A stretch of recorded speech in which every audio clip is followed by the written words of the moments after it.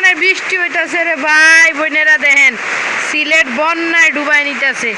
এই যে একটা গরু দেখতেছেন না, এই গরুটা কুরবানির লেগে বিক্রি করে দিছে দেখে গরুটা এখনো নেয় নাই, নিব ঈদের আগের দিন। এই কারণে গরুটার কোনো মূল্য নাই, যে গরুটা বৃষ্টিতে ভিজতেছে, কারো কোনো দায়িত্ব নাই।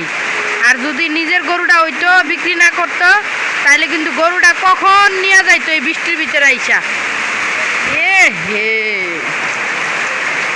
মানে মোবাইলের ভিতরে দেখা যায় না এতটা, কিন্তু খুব বৃষ্টি হইতেছে, ঝড় বৃষ্টি।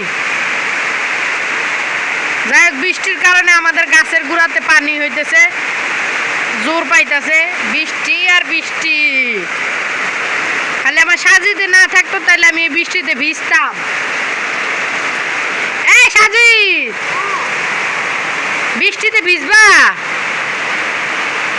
বৃষ্টিতে ভিজলে তো তোমার জ্বর, এমনি তোমার নাক দিয়ে পানি পড়ে, জ্বর ঠান্ডা। এই মা শ্যামকালি দেখ, শ্যামকালি হ্যাঁ, বৃষ্টির ভিতরে দিয়ে নামবা? না না, নামা যাবে না, অনেক বৃষ্টি ভাই, অনেক অনেক অনেক। দেন না 5 মিনিটে বল টল বইরা গেছে, এই যে বল।